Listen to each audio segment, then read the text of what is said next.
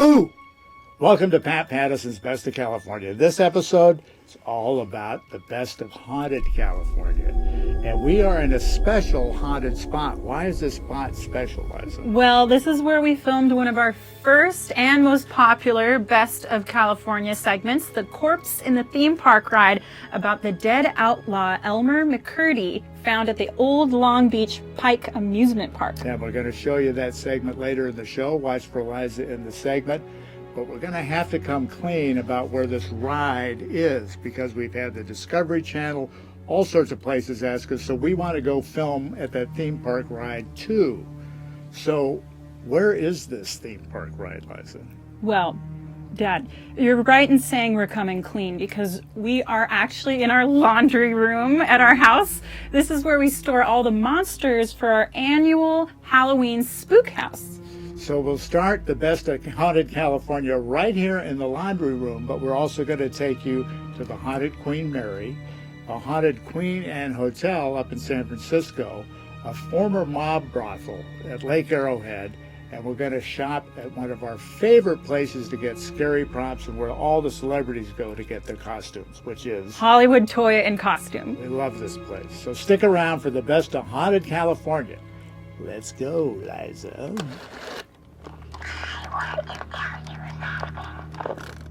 Aww. I think she said, I want to tell you a nightmare.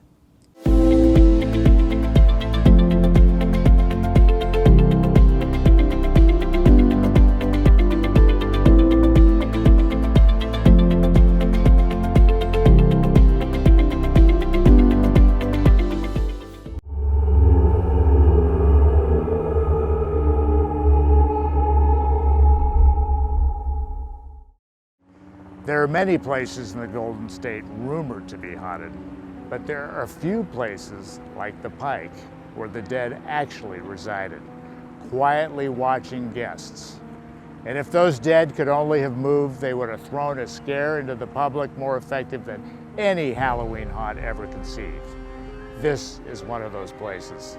The Pike was at one time the 5th most popular amusement park in the United States. But by the 70s, it had fallen on hard times and was running out space for film locations. It happened in 1976. A film crew was filming an episode of The $6 Million Man in the Laugh in the Dark scare ride. These dummies and fake skeletons had been looking at guests for decades. The director of the episode didn't like the way one of these dummies was crowding his shot, so he asked the crew to take it down.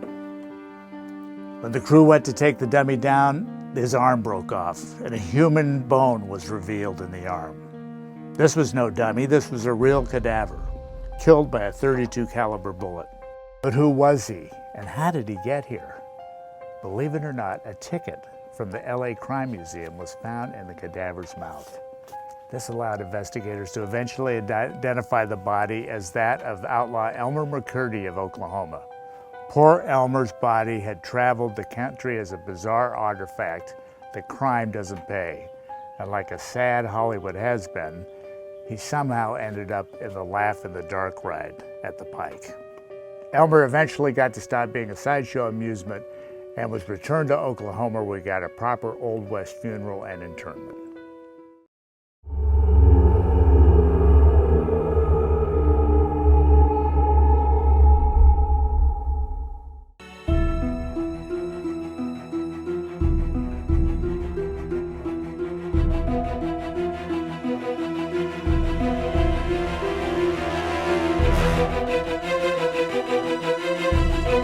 So I'm here with John Connor, owner of the Tudor House, which turns out had a mob history to it. The builders borrowed the money from the Los Angeles mob, and Great Depression came along, they couldn't pay him back. So the mob did take it over and turned it into one of the 3 or 4 places in all of Southern California where you could gamble, you could drink, you could do other activities. And you were very remote, nobody's going to see you. There's an underground tunnel. The tunnel was used so they could come and go, not be seen. You could go from the Hotel Brothel underground under this building. So you could come and go, nobody saw you. So, John, this is the hotel, and remind me the name. Bracken Fern Manor, yeah. Bracken Fern Manor, and you said it was built This- based on... Well, this design element of this building, East Coast, Connecticut Seaside Hotel Cottage. So we're walking down the hallway, and I stop John, and I say, it says Violet on here. What does that mean? So tell me why a woman's name is on the door. Well, I'm glad you asked. He's not glad I asked. When the mob was running it, this building was the brothel. And so you decided which room you're going to go to when you saw the brochures across the street. Wow. You picked a room, and then you came here and you found it. Okay. So Violet has more of more of the ghost stories. Some of the prostitute's presence is still felt. You can smell Violet's perfume. Our associate producer LeeAnna Romero claims she saw Violet. Let's hear it from her. So I'm so excited. I've got LeeAnna Romero, our associate producer of the show. And after shooting the Bracken Fern Manor up there at Lake Arrowhead, LeeAnna mentioned that she had stayed there and you had a haunted experience. LeeAnna, tell me what the hell happened up there. So yeah, we were staying there for 2 nights, and on the second night we were up in the attic. We went there because of the ghost experience. We were amateur ghost hunters back then, and the room that we stayed at was known to be the most haunted room. So I'm laying in bed and all the lights are off, and there was a window directly in front of the bed, and lights were there was like a street light that was coming in from the window. Yeah. And I was looking at the curtains, and it appeared the curtains were moving. And as I gained focused, what was actually moving was a big ball of vapor. And so as I gained focused and I noticed, this thing walking in front of the curtain back and forth, it looked like it was just going to the bathroom and to the wall, to the bathroom and to the wall. And the gentleman that I was with at the time was really big into ghost hunting, and he decided to jump up and get his camera and to try to take a picture of this because we could both see it.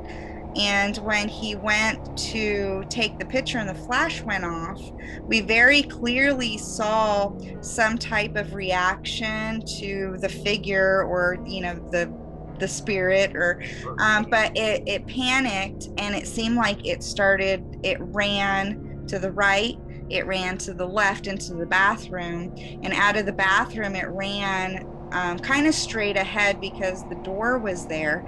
And as it was running from the bathroom to the door, we could actually hear the footsteps on the ground. Oh my gosh, that had to scare the bejesus out of you. What did you guys do?